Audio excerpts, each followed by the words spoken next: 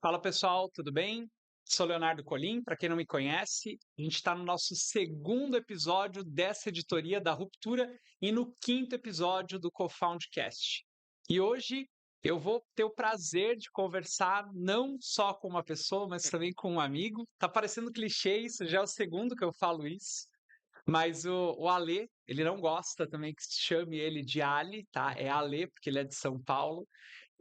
Gentilmente está vindo aqui, né, de Jaraguá do Sul. Ele mora aqui em Joinville, mas gentilmente ele trabalha, né, profissionalmente ali em Jaraguá.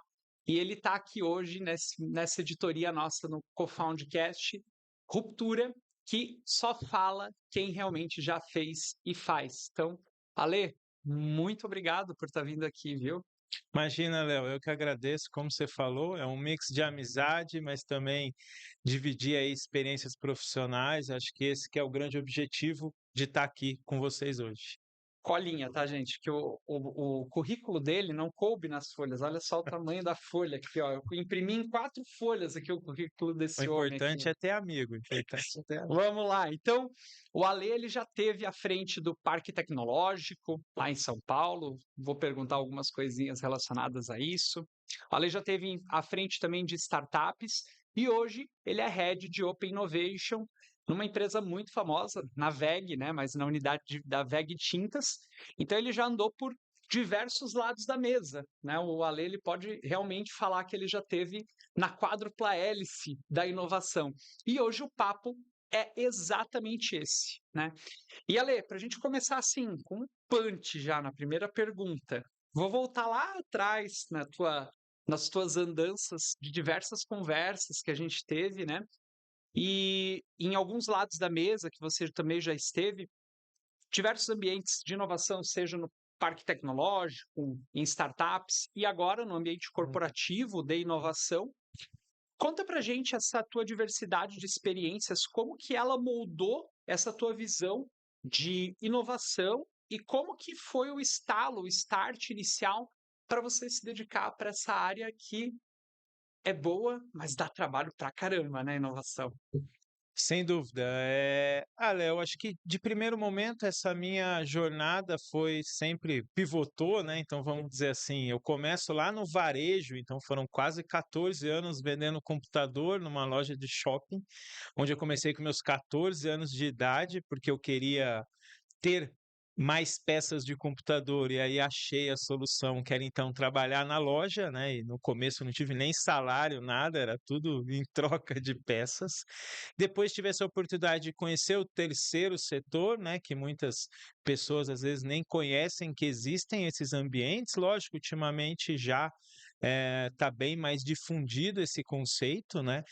Mas eu acredito que foi muito de não ter rotina. Então, mesmo ali nos meus quase 14 anos de varejo, eu acho que o ponto principal sempre foi essa questão de não ter uma rotina tão pré-fixada assim. Então, acho que Uhum. inovação me despertou isso e essas andanças, como você bem colocou, né, que eu brinco aí da questão de estar aí em vários lados da mesa, em alguns momentos pode me ter dado até um sentimento do generalista, né, ali do síndrome do impostor, né, o que que eu sei fazer, o que que eu O não que que eu sei sou bom? fazer, o que que eu sou bom.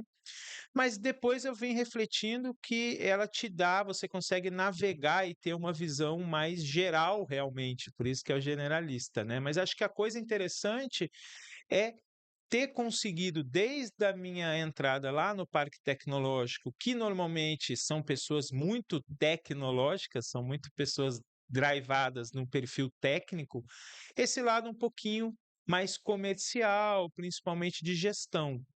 Então, acho que uma coisa que me motiva muito, isso eu sempre acabei fazendo ali na minha vida, é muito me colocar no lugar do outro, tentar entender a visão que o outro está tendo sobre aquele assunto. E como eu falei, acho que eu consigo navegar tanto na parte tecnológica, porque, de novo, lá no Parque Tecnológico foram quase 11 anos Uhum. apoiando empreendedores das mais diversas ideias, não tinha um segmento específico, então eu saía de uma reunião de IoT, depois entrava em software, depois IA, depois hardware, chip, então, ou seja, As 4 estações do ano em um dia. em um dia. Isso o parque, né, assim como o próprio Ágora também, que é esse ambiente, te proporciona isso. Então, acho que se fosse resumir um pouco, realmente a questão de não ter uma rotina, mas é o que você trouxe no final. Exige resiliência, né? Não é só realmente você ter a vontade, você tem que gostar desse ambiente não tão certo assim, porque você não Uhum, tem uma rotina, então tem muitas incertezas, né? Então acho que perfeito. esse é Não o tão ponto, né? programado assim. Bom, eu vou dar um passo para trás, porque muitos não conhecem o Alê, né? Mas o Alê é um figurão aqui, eu já conheci ele no nosso grupo de alcoólicos anônimos da inovação, né? O famoso Sino, é o grupo de gestores da inovação aqui do ecossistema. Mas eu vou dar um passo para trás, eu quero que você conta um pouquinho a tua trajetória, né? Tu falou um pouquinho do parque tecnológico. O que que é o parque tecnológico? Aonde que você efetivamente trabalhou? Conta um pouquinho dessa tua trajetória até efetivamente a tua chegada como Open Innovation, né, na VEG Tintas. Não, sem dúvida. Acho que esse é um ponto fundamental, né, Léo? Tudo tem uma história, tudo tem uma base, né? E principalmente as experiências que você tem. Então, como eu comentei, eu tive essa grande mudança de entrar no Parque Tecnológico em São José dos Campos, né, interior de São Paulo, a cidade ali da Embraer, do ITA e outras grandes empresas e instituições de ensino, para tocar um programa de incubadora de negócios, que nada mais é do que um programa para ajudar empreendedores e empreendedoras na jornada, né, de transformar uma ideia em negócios. Então, essa foi a minha experiência inicial dentro do parque. O parque nada mais é do que um ambiente que você trouxe de conexão, de conectividade entre Um agente, né? um agente de conector ali entre essas 4 áreas, né, poder público, empresas, Uhum. universidades e também a sociedade, é como se fosse um hub de inovação, ou seja, você tem chaveiro, você tem loja de roupa, você tem cinema, você tem Ah, praça de tu alimentação. usa um termo legal, né? Fala desse termo para a galera do canivete suíço, que eu acho fantástico esse termo aí. Eu acho que eu tento sempre, como eu falei, né? Imagina, eu tinha lá 100 startups. Imagina você conseguir vender 100 startups, né? Então, eu sempre tive uma mania, vamos dizer assim, de fazer alguma analogia para tornar, né, esse Boa. entendimento mais fácil, porque às vezes a gente está super inserido, fica tão ali, não precisa nem de glossário, né, Aham. das palavras, mas às vezes as pessoas não têm essa clareza, né? Então, acho que como você bem trouxe, essa questão do canivete suíço é de você ter multiferramentas. Sim. Porém, a gente vai discutir um pouquinho para frente, onde cada uma tem uma função, cada uma tem um modo, né? Então, eu tive essa jornada no parque. A grande entrega, vamos dizer assim, foi a questão da concepção e implantação do Nexus, que é o hub de inovação agora do Pitch, né? O Parque Uhum. Tecnológico sofreu um rebranding aí, mas o Nexus continua sendo o hub de inovação. Depois eu tive uma passagem rápida dentro de uma startup, foram 10 meses super intensos, porque a velocidade de startup é realmente bem acelerada. Lá a gente conseguiu conceber um produto, vender, chegar aí a 130 mil reais por mês de MRR, né, revenue, monthly revenue, Uhum. né, de faturamento mensal, melhor dizendo.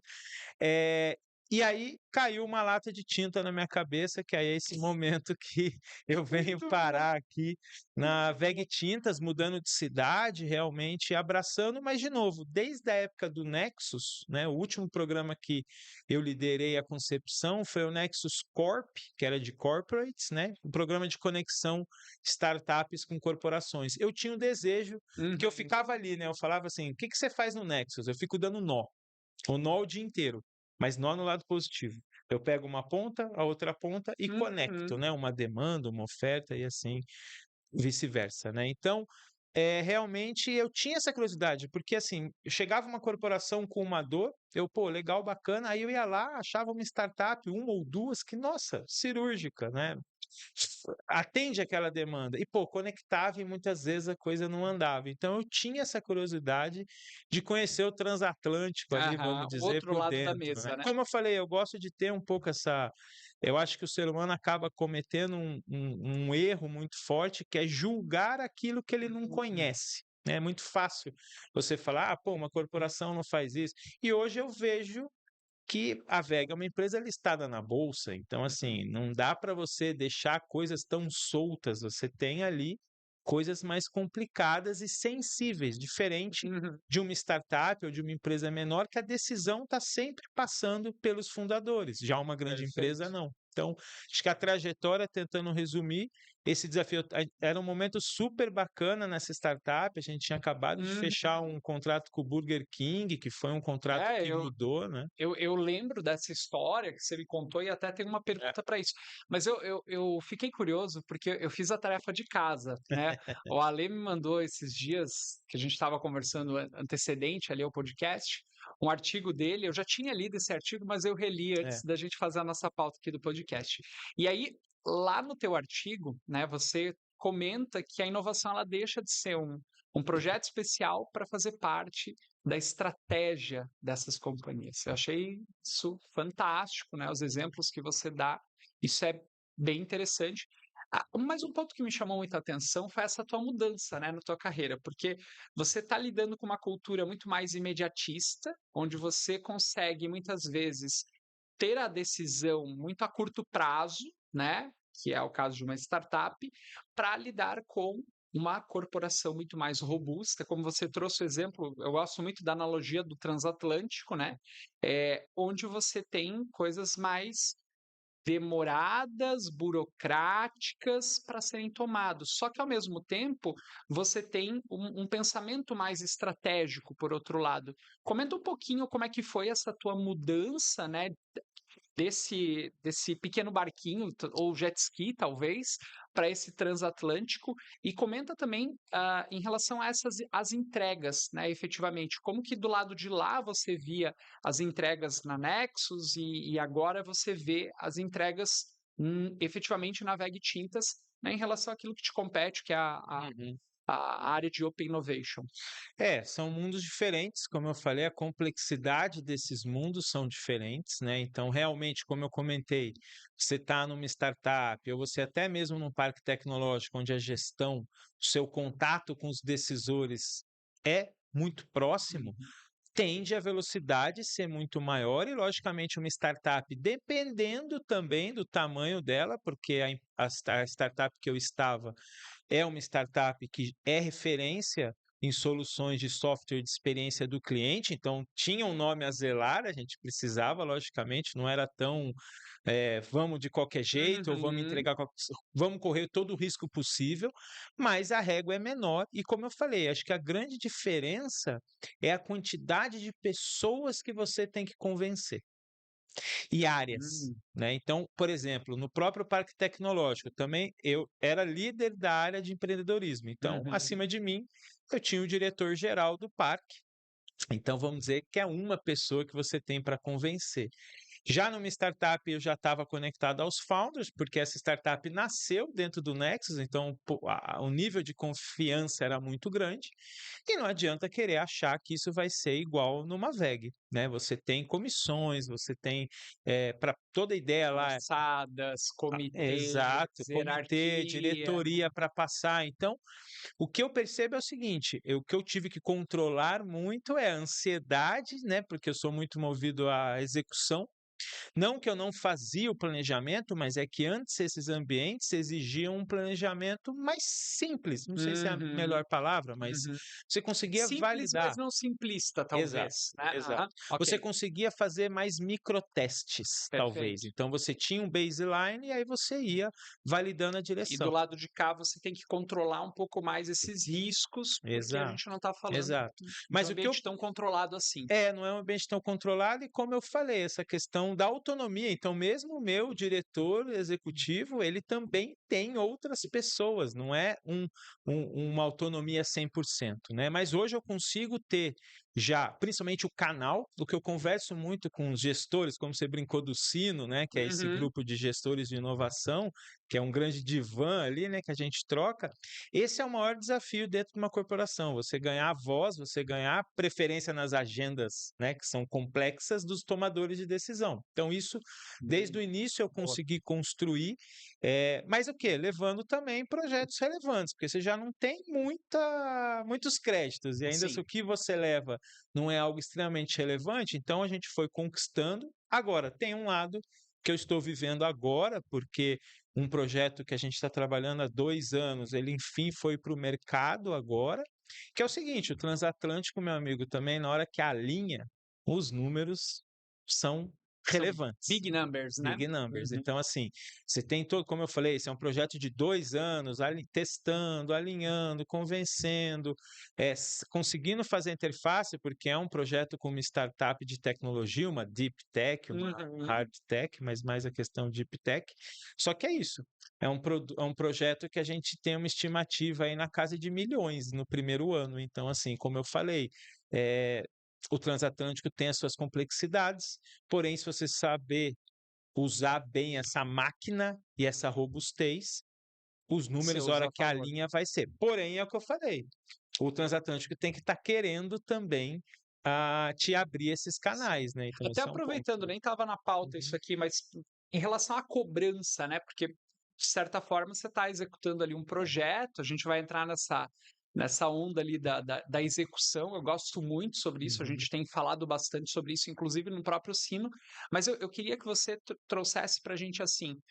Como que é a cobrança, né? Porque muitas vezes a gente vem com as ideias, né? Nós somos os doidos varridos da inovação, a gente vem com as boas ideias, e quando o negócio realmente vai para a operação, quando o negócio dá certo, que é mais ou Uhum. menos o momento que você está vivendo, como que é agora o momento de cobrança, né, da operação disso, da execução, do acompanhamento, das rotinas, porque agora deixa de ser algo da inovação, propriamente dito, para depois entrar numa fase de execução e isso, né, de repente, algumas áreas já abraçarem, né, pegarem Uhum.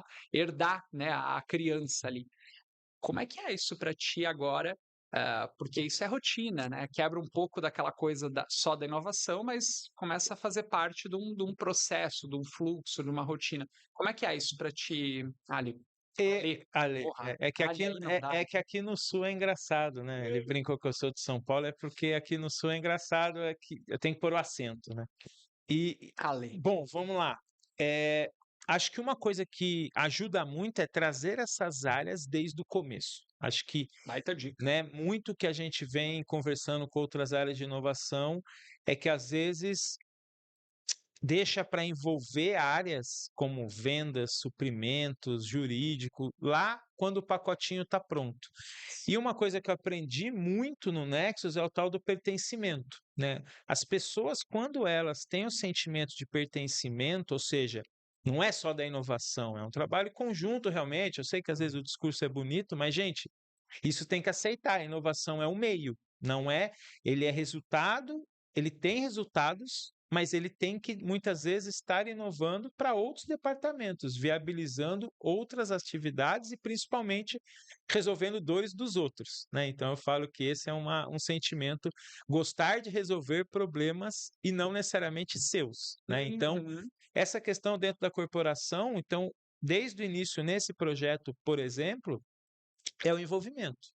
Então, quando a gente foi construir o business case, falando, primeira coisa de tudo, a gente teve a parte técnica, porque a gente não pegou um produto pronto dessa startup, a gente teve um co-desenvolvimento, por Uhum. isso que eu falo que não é um licenciamento puro, teve um co-desenvolvimento, teve a inovação aberta, não foi só fazer uma POC, rollout e acabou. Não, a gente executou uma POC, fez um co-desenvolvimento com ele, então nesse momento já estava trocando figurinha com o pessoal técnico, porque o dia a dia acaba atropelando eles, né? E aí a gente ia ajudando, ia se colocando à disposição.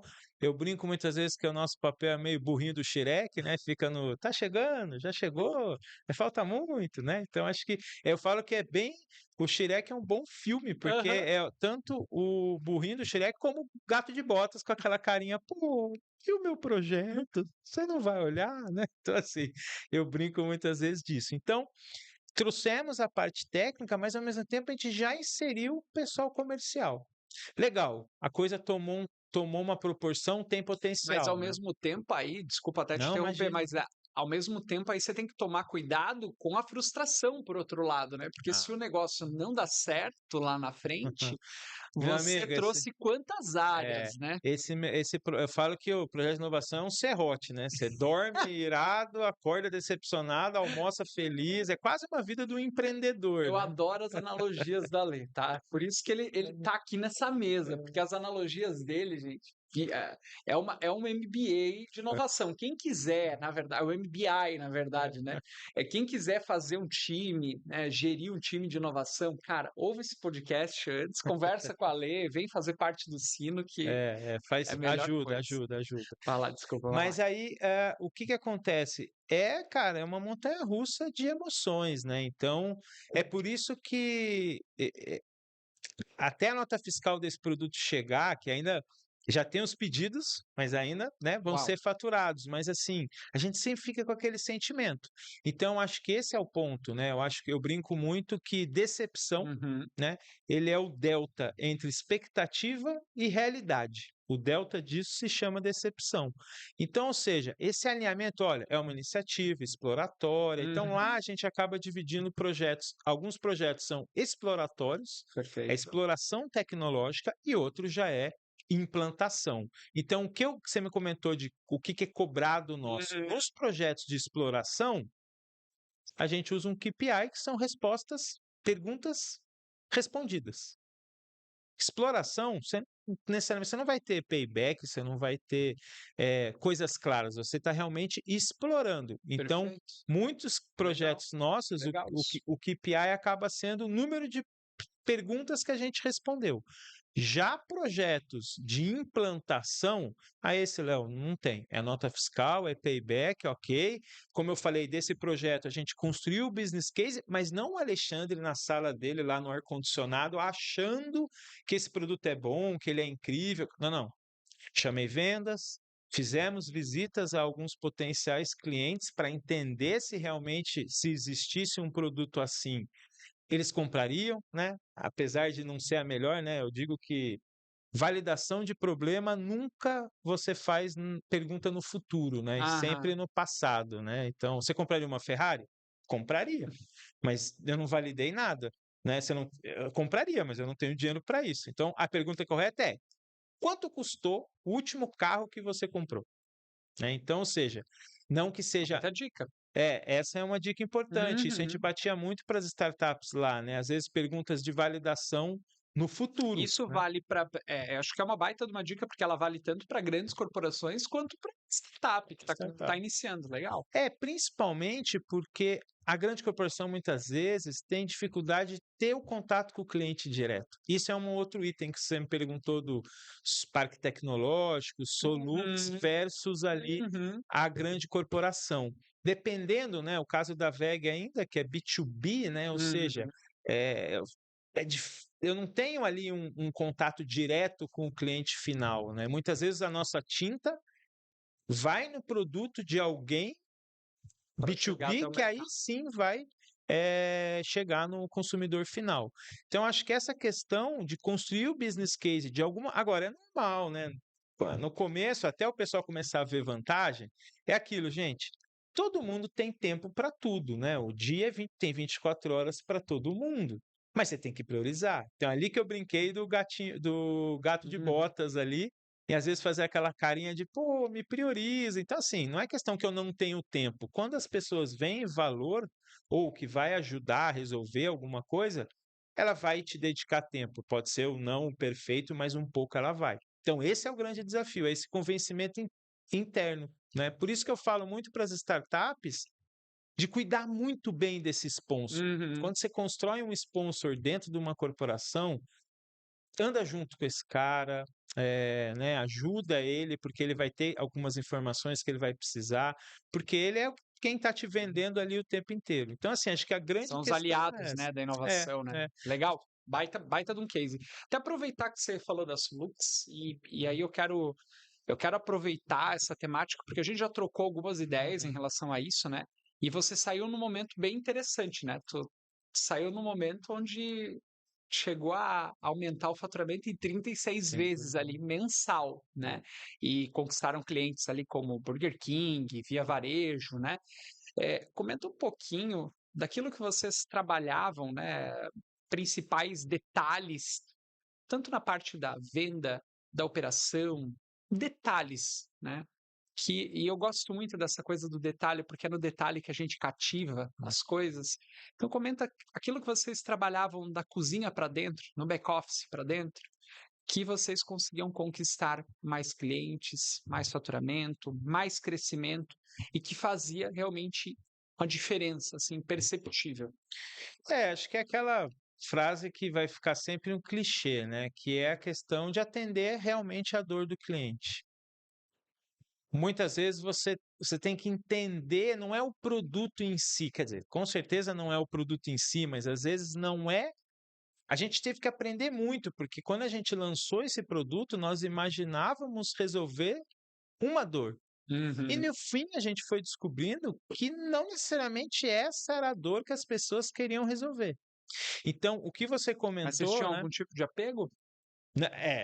Não porque acho que a ideia não nasceu em nenhum de nós fomos os ideadores Legal, ali, legal, legal. entendeu? Então, era realmente quando eu fui convidado a tocar essa startup dentro de outra startup, a Uhum, ideia já tinha sido executado, um design sprint, já tinha conquistado um cliente ali, que era um grande varejista do mundo pet, uhum. e aí que me convidaram, falaram: "Olha, Ale, desenvolvemos um produto, a gente tem uma tese, foi validada porque alguém pagou, porém agora a gente quer tracionar essa solução". E assim, cara, é muito bacana, porque se você olhar, mesmo esses 10 meses, a gente imaginou que a nossa persona era uma e no primeiro mês a gente já pivotou e viu que não era. A gente achou que era a mesma persona que comprava o produto Uhum. principal dessa startup, que é a Solux, iria comprar esse produto. A gente já começou a ver que é o seguinte: o produto principal da Solux é para quem olha da porta para dentro da empresa. Ah, E esse novo era da porta para fora, ou seja, entendemos que era marketing corporativo. Aí a gente começou a mexer. Precificação, então assim, o que você está comentando é, o time era enxuto, né? Isso é uhum, uma coisa que eu gosto muito, não vou nem dizer que é dica, porque uhum, isso tem algumas escritas sobre isso, mas esses projetos que são diferenciados, você precisa ter quem está executando. Não uhum, dá para fazer part-time, essa é uma outra coisa. Eu vejo uhum. muita corporação fazendo isso. Ah, além de inovação aberta, ele também toca Kaizen. Não tem problema, só que é o seguinte, ele não vai conseguir focar em nenhum nem outro. Então, hoje eu ali na VEG, acho que um dos grandes diferenciais é que estou focado 100% nesse tema. Aham. E a outra coisa é você conseguir construir os stakeholders desse projeto com um grupo de alto desempenho. O que que é um grupo decisório de alto desempenho? O que que é isso? Poucas pessoas com alto poder de decisão. Porque senão fica numa plenária, tem hora que não dá para ser muito comunitária a coisa. Você Uhum. precisa colocar ali um petit Não é comité. democrático. É, é democrático, porém é o que eu falei, num grupo pequeno Uhum, uhum, com alto poder de decisão, porque senão você vai ficar gastando muito. E isso na startup eu conseguia, porque, de novo, uhum, os founders, eu tinha canal totalmente aberto e a ideia nasceu de um dos founders, a ideia desse produto. Mas era isso, eram reportes ali semanais que eu acabava fazendo com ele. Mesmo às vezes eles falam, não, ele não precisa. Tal. Eu falei, cara, o produto é muito rápido, eu preciso tomar decisões semanalmente. Depois a gente passou para 15 em 15 dias, mas assim, a gente tinha reuniões semanais para decidir coisas. Num petit comitê de 4 pessoas, uhum. eu e mais 3 pessoas, que decidia a próxima semana. E assim ia. E é isso que eu tento trazer um pouco para a corporação. Mas, logicamente, você não vai ficar envolvendo o seu diretor superintendente ou o seu CEO nessas decisões mais rotineiras, né? Uhum. Então é aí que tá que você tem que ir trimando um pouco nessa questão do espaçamento. Então, vou te dar um exemplo. Na Solux era uma vez por semana. Na VEG é uma vez por mês. Então, assim, Dadas as devidas que mesmo proporções. assim eu já consegui, hein? Aham. Você sentar com o seu CEO ou, de novo, com esse grupo que eu falei de alto desempenho, né? Que é o grupo de decisão de alta decisão, grupo de alta Uhum. decisão, que são poucas pessoas com muito poder de decisão. A gente se reúne uma vez por mês e um grupo um pouco mais expandido de 3 em 3 meses. Então, Mas aí, quais são as dicas que você pode dar, né, para quem tenta trabalhar já dessa forma? E aí eu já vou me incluir nessa. Quais são as dicas que você dá? Como organização, pauta, que tipo de trabalho prévio tem que ser feito, porque a hora vale ouro, né? sim. Eu brinco assim, às vezes a gente entra em agendas de conselho, Nossa. né? Conselho consultivo, que é o que a gente às vezes faz em alguns clientes da Cofound, e a gente olha para a mesa e se depara com 5, 6 executivos, mais 2 consultores, às vezes um conselheiro. Quanto que tem em cima dessa mesa, né? Quanto de hora tem ali dentro, né? Eu ouvi esses dias de um cliente também. O cliente olhou uma mesa assim de planejamento estratégico, ele falou: "Que reunião cara, hein? Sejamos objetivos, pragmáticos", né? É, Então, que dicas que você dá para esse tipo de agenda ter mais produtividade, objetividade? legal. Acho que é uma excelente pergunta. Tem uma resposta simples, mas a execução disso não é simples, que é estar alinhado com a estratégia. Então, isso foi uma coisa que eu aprendi em todas as minhas passagens, mas na VEG Tintas mais ainda. Uhum.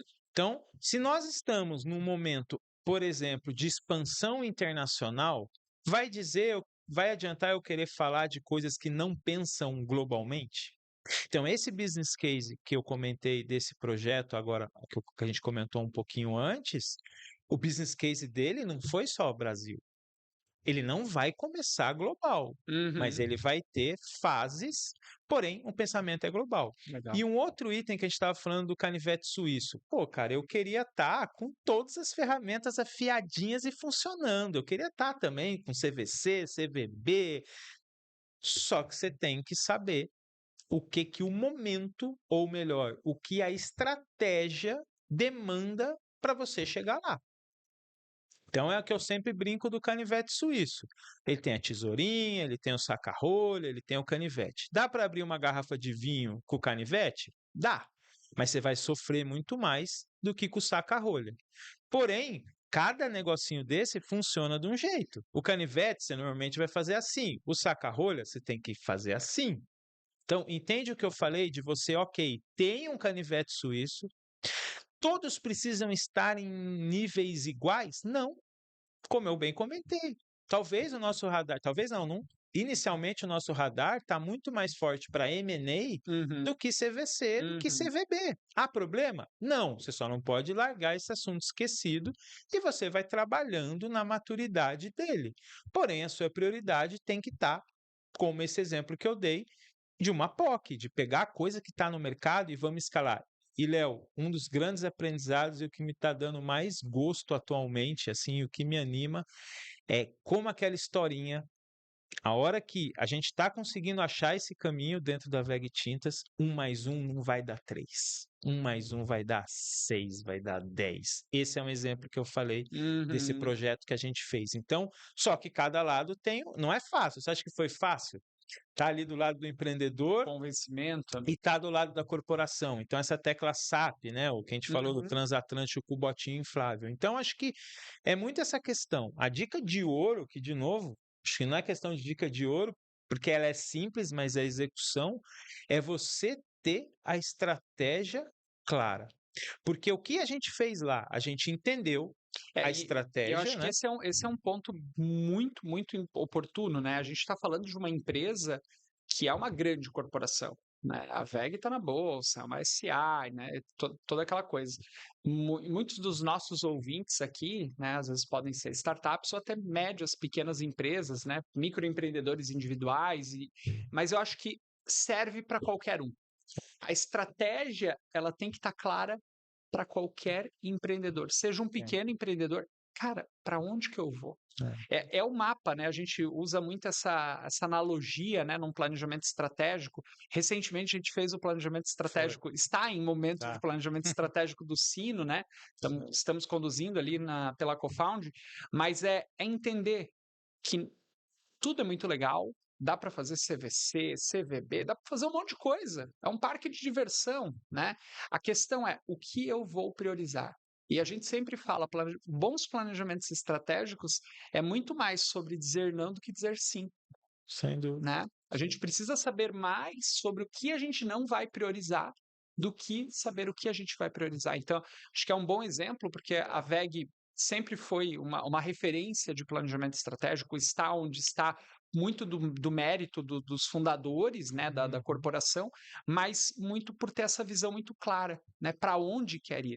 Esses dias eu vi um reporte que a VEG, eu não vou lembrar exatamente qual mercado que ela atuou, mas era um mercado totalmente assim aleatório, nada a ver com o core business dela. Mas totalmente, assim, se fosse a gente categorizar nos níveis lá dos horizontes de inovação, é um H3, mas muito fora da curva. E aí, a resposta para aquilo, e eles foram, investiram naquele mercado, foi em meados dos anos 80, talvez tu vá lembrar, mas eles definiram porque, cara, na verdade não, a gente só está gastando aqui uma coisa que a gente não vai fazer porque não está na nossa estratégia. Acho que aí está a palavra-chave que você trouxe. Sim. Está na nossa estratégia? Está. Vamos. Assim, outra coisa que eu sempre das analogias, né? O planejamento, a única certeza dele é que ele está errado. Porém, você precisa ter uma referência. Eu sempre falo o seguinte: o brasileiro ele adora ser o ponto fora da curva. Mas qual que é a curva? Exatamente. Então, assim, tá bom, hoje em dia com GPS até sacanagem falar isso, mas se eu quero sair de Joinville para São Paulo, você tem uma linha base, você imagina ali que vai parar em 2 postos de gasolina, pode ser que aconteça um trânsito, nossa querida Serra de Curitiba aqui nos traga algum imprevisto, mas você tinha um eixo condutor, né, na palavra bonita aí, né? Então, eu acho que isso é muito importante e vai da sensibilidade de gestores, né? Entender o momento e prover a ferramenta. Então, eu sempre falo o seguinte: canivete suíço, tem alicate, tem N outras coisas. É um toolbox. Mas o que você vai usar no momento? Então vamos lá, que você me perguntou. Entendemos a estratégia da VEG Tintas. É essa. Viemos para dentro da nossa equipe e falamos como é que então a gente vai fazer a nossa estratégia. Primeiro item, fomento. Ponto. Como é que eu vou alavancar meu investimento em P&D? Dividindo o risco. Então, nós trouxemos, além de 2 subvenções econômicas, que totalizaram aí por volta de 5 milhões, e olha que interessante, uma delas com startup, mas a maior delas foi com uma outra grande empresa. Então, olha, é possível inovar, mas é porque também essa outra grande empresa, assim como a VEG Tintas, tinha um grupo específico para tocar esse assunto. E a gente conseguiu fazer os dois transatlânticos. Isso foi importante para os órgãos de fomento? Olha que interessante. Principalmente porque esse projeto ele ficou até em primeiro colocado ele é público, né? É a utilização de rejeito de mineração para melhorar propriedades das nossas tintas. Então, é um rejeito de mineração que ia para a barragem e a gente está dando função para ele, ou melhor, explorando se é possível dar função a esse resíduo de mineração. Em vez de ele ir para a barragem, ele vai agregar em produtos, não só tintas, mas tem outras vertentes. E então, esse foi um projeto que ficou em primeiro colocado, porque, de novo, né, tem um storytelling da questão de sustentabilidade, inovação, e essas agências de fomento adoram quando vem o cliente e o fornecedor no mesmo projeto. Porque eu lembro, desde a época de FAPESP, em São Paulo, né? Fundo de amparo, a pesquisa, né? Isso. Aqui é a FAPESC, a gente tem a FAPESC e em São Paulo a Fundação de Amparo à Pesquisa, que eles têm recurso para você desenvolver tecnologias e pesquisas dentro de empresas ou startups, que é a questão de quantas produtam.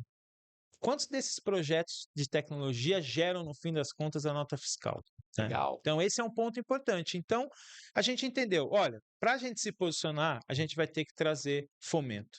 Então, trouxemos fomento, com isso a gente conseguiu deixar nossa equipe mais robusta e, por fim, a gente trouxe um financiamento também da Finep para o nosso P&D. Então, hoje o P&D da WEG Tintas conta com esse financiamento, ou seja, é um dinheiro que será pago, porém há juros e carência e prazo de amortização extremamente relevantes.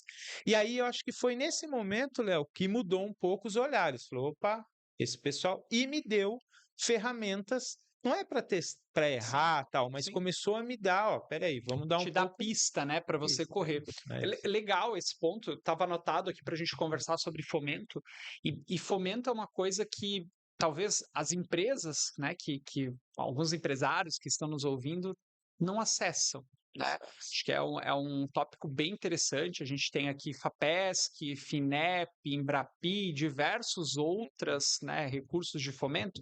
E aí você falou de subvenção, né, que é o famoso fundo perdido, né, que não as pessoas reembolsável. não Não fala reembolsável, não perdido pode que é... falar perdido, né, mas é não reembolsável, é, de mais de 5 milhões e mais de 60 milhões, também tudo dado público, né, de financiamento. Há uns juros muito baratos. Eu sempre brinco que dinheiro mais barato que esse é o do cliente, só.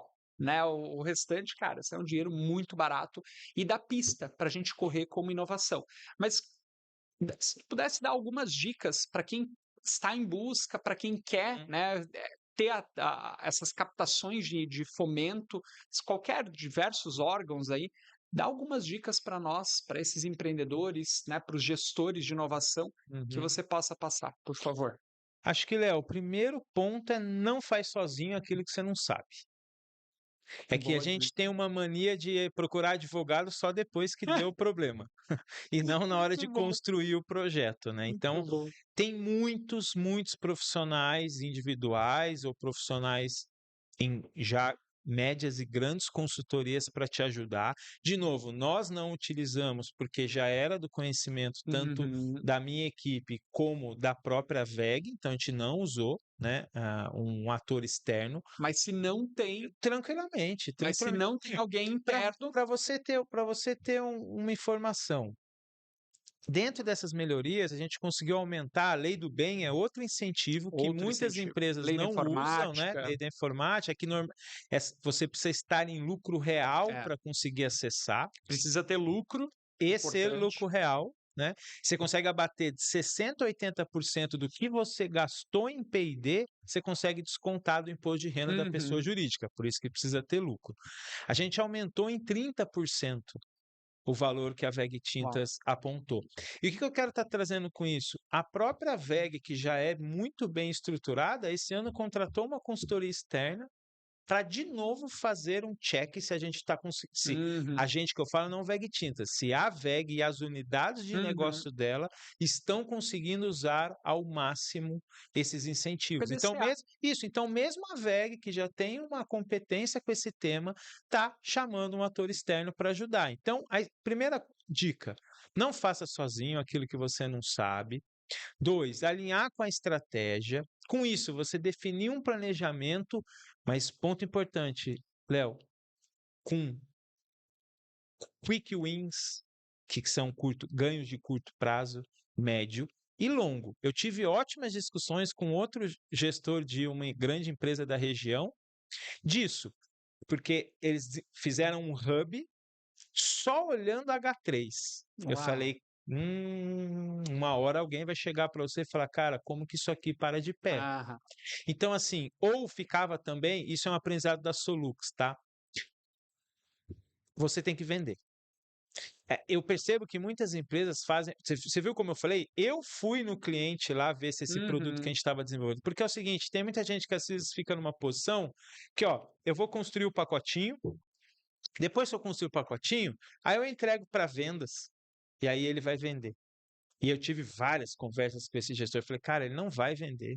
Ele é movido por meta. Você acha que ele quer Uhum. produto que já é autovendável? Você acha que ele vai querer descobrir quem é o cliente? Então, o que eu aprendi na Solux? Nós aumentamos em 36 vezes, então a gente saiu de algo de 3 mil para 130 mil. Aí aconteceu o contrário. Lá no começo, ninguém do comercial queria me dar atenção. Por quê? Porque é um produto novo, os caras não entendem o que faz, para quem vai vender e etc. Quando a gente fechou esse contrato, inverteu. O comercial chegou em mim, ô Ale, deixa eu vender também esse negócio aí, tal, tal, tal, tal, tal. Então era o momento que a gente estava fazendo o que a gente chamou lá de trocar o bastão. Então Aham. a gente construiu o produto, validou, pôs ele na prateleira, vendeu ele e agora a gente ia passar para o time de vendas, Customer Success, ou seja, não ia mais ficar e a gente ia começar um outro projeto, porque esse departamento que a gente Esse é concebeu na Solux era o motorzinho de desenvolver novas ideias. E eu acho fantástico, esse é o exemplo clássico e real que a inovação ela não tem que estar em todas as etapas até o fim. Ela vai até um determinado momento onde ela de fato consegue fazer esse repasse para as áreas e aí ganhar corpo, maturidade e voltar aos projetos que ela E precisa. por isso que fala muito daquele, né, outra dica, né, a questão de POC, né? A POC você paga não só pela inovação, pelo Sim, departamento, sim, mas também ser pago pela área que está perfeito, demandando ou com a dor. perfeito. Por quê? Porque aí você deixa o cheque 50-50 ou o valor que seja, porque senão é o seguinte, se é a área demandante que paga, a inovação, conectei, Se pronto. isenta. Exato. Aham. E se for área demandante, de graça tem injeção na testa. Aí o cara acaba aceitando a POC, porque é o orçamento da inovação mesmo, né? Eu vou Então, dar esse exemplo super conectado ao planejamento estratégico que a gente realiza na Cofound. uhum, A gente faz um planejamento estratégico onde o nosso método ele é um método co-criativo. uhum. Não é um projeto, e a gente olha lá para 5 dimensões né, da BSC, adaptado, né, a BSC, e a gente não vai olhar para um pilar financeiro econômico onde só o diretor, o CFO vai ser o responsável do projeto. São equipes multidisciplinares, justamente O para fazer, squad, né? exato, mas para fazer Desse- esse pertencimento, né, essa multidisciplinaridade, porque a gente vê que essa resistência ela diminui quando você tem diversos e múltiplos setores ali envolvidos, os silos se quebram, né? Então, isso é muito interessante, inclusive pegando o gancho em planejamento estratégico. Mas a gente está indo mais para o fim. Eu queria te perguntar uma coisa que eu acho que é muito importante perguntar, tá? Tu afirmou que lá no artigo teu que inovar é um exercício constante de perguntar, testar, aprender, entregar, né? E que isso é um movimento diário, que a gente precisa de fato exercitar. Como é que você enxerga o futuro da inovação, né, das áreas de inovação em 5 anos? Pergunta de milhões aí, né? É, Que tendências, que comportamentos tá. que você vê? Porque a gente falou muito há um ano e meio atrás, mais ou menos, da espuma, né, das áreas de inovação, que muitas áreas de inovação acabaram se fechando de fato, agora não existem muitas áreas de inovação. O que você vê aí projetando 5 anos dessas áreas? Pergunta de milhão, mas vamos lá, vou tentar responder e responder por partes. Acho que é o seguinte: primeiro, o momento que a gente está vivendo é de uma recessão econômica global, ou seja, quando o orçamento da sua casa está apertado, você começa a ver qual a marca do requeijão que você está comprando. Quando está na vaca gorda, abundância e tal, você compra o requeijão lá, qualquer um, ou o que você gosta e etc. Então, acho que o momento que a gente está vivendo é isso, Aham. tá? Começamos a olhar qual a marca de requeijão e se precisamos do requeijão. Você não pode ser só manteiga. Então, o que eu percebo muito das empresas, pela. Não é que é que aí que tá. Não é porque a empresa está num momento ruim econômico, mas ela está olhando que Para toda essa cenários movimentação, ela macroeconômicos. segura um pouco, ela Uhum. falou, opa, vamos ser um pouco mais pé no chão. Então, acho que acabou dando uma soma, Secada. uma soma explosiva por duas Uhum. coisas. Por isso que eu acabei de falar, chegou no momento que, será que a gente precisa do requeijão? Ou o cream cheese não pode ser um requeijão, em vez de ser o cream cheese, né? Eu sei que eu gosto do cream cheese, mas, né, na vaca magra, vamos ali focar no core, que é muito o que Uhum. muita empresa fez. Então, somado a isso, a gente teve uma coisa nova, que foi a Uhum. questão da onda da inovação aberta. Minto, né? A inovação aberta ela sempre existiu, já com as Sim. universidades, há muito tempo, e outros players. É que teve novas ferramentinhas. Lembra que eu falei do canivete suíço? Esse canivete suíço tinha menos ferramentas. Começou a brotar novas ferramentas. Conexão com startup, esse bicho não existia antes. Investimento em startup, isso também não existia. Eu montar uma incubadora dentro de casa para fomentar Uhum. ideias de funcionários meus a virarem Intraempreendedorismo. novo. Então, é que somou, teve um momento que foi essa exploração. Lembra que eu falei que a gente trata projetos lá em duas dimensões, o que são de exploração e o de implantação tecnológica. Sim. Então, houve muito, né, que você comentou da fumaça, porque teve um momento de exploração. Posso dar um exemplo disso? Por favor. Em 2014, eu tive a oportunidade de conhecer o Vale do Silício, tão Aham. falado e etc. E lá, como esse bicho startup era novo, eles não tinham métricas para avaliar se um negócio era bom ou outro. Por quê? Porque eles não tinham track record. Aham. A maioria dos fundos lá, ou investidores, trabalhavam na metodologia chamada Spray and Pray, que é o quê? Espreia, espalha e reza. Porque é o seguinte, eu não tenho métricas. Depois que vira paper, depois que vira metodologia, gente, já é velho. É um jogo de fé. Exato, e se alguém conseguiu criar um framework, se alguém conseguiu colocar, já é velho o que ele está estudando, certo? Porque você já Não, e tem se track virou um record, né? paper, a gente já não consegue mais patentear. Já. Já Exato. saiu o ineditismo Exato, do já. negócio. E como eu falei, você já conseguiu estudar o assunto. Então, o que acontece? Eu acho que foi essa exploração, somada à transformação digital, canal digital, né? Achando que as empresas não Uhum. iam afetar elas, mas afetou todas as empresas. Então, acho que somou Demais. muita coisa, como eu falei. Esse ecossistema de inovação aberta com mais coisas Uhum. novas, momento da economia pujante. Então, vamos comprar o cream cheese e o que seja, vamos experimentar, não sei se é bom, mas vamos experimentar, somado a essa angústia desse novo que era o tal do digital. Aí tem a Uhum. transformação digital e etc.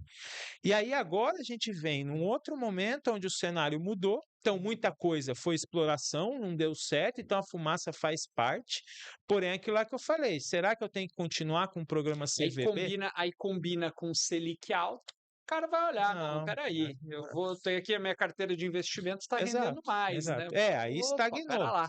Outra coisa, né, estourando um pouco a bolha dos valuations, Sim. múltiplos bizarros, né? Então, assim, foi, né, tudo caindo ao chão, aonde se esperou uma expectativa e muitas dessas startups não geraram um resultado.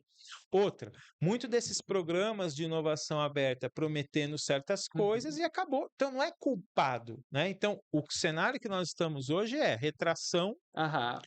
entender, gastar o pouco recurso que você tem com algo que seja extremamente estratégico, e às vezes é chovendo molhado, é Sim. realmente aquilo que eu falei do. Lógico que inovação é resultado, senão é uma invenção, né? Ela vira, a invenção vira Inovação inovação a é a hora que vem. criatividade emitindo nota fiscal, né? Exato. Então, é aí realmente que você tem que colocar os seus ovinhos em poucos. Já tem poucos ovinhos e você vai colocar em muitas cestas, mas aí você corre o risco de perder eles. Então, de novo, eu acho que aí que eu comentei do fomento.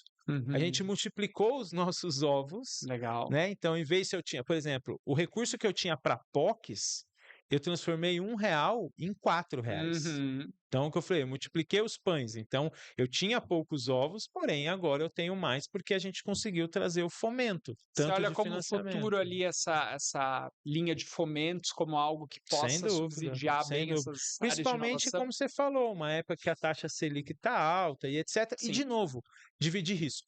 perfeito. Mas lembra, nunca esquecendo a questão da estratégia. Então, se a estratégia está a mais curto prazo, eu não estou dizendo para você esquecer o Horizonte 3, isso acho que é o maior erro. Mas talvez você tenha que ponderar um pouco quanto de energia Uhum. que você vai colocar lá. É um risco? É um risco. Negócios são riscos. Mas, no momento desse, tem a historinha, né, do Horizonte 1, 2 e 3, você colocar 70% da sua Uhum. energia no H1, 20% no 2 Para e 10% 10% no no 3. 3. Depende, cara. Se o seu mercado está sendo disruptado, esquece o H1. Não esquece, mas tipo assim, você vai inverter. Talvez você gasta 20% no H1. Então não tem receita de bolo. Uhum. Por isso que eu acho que o ponto-chave é o que a gente já falou.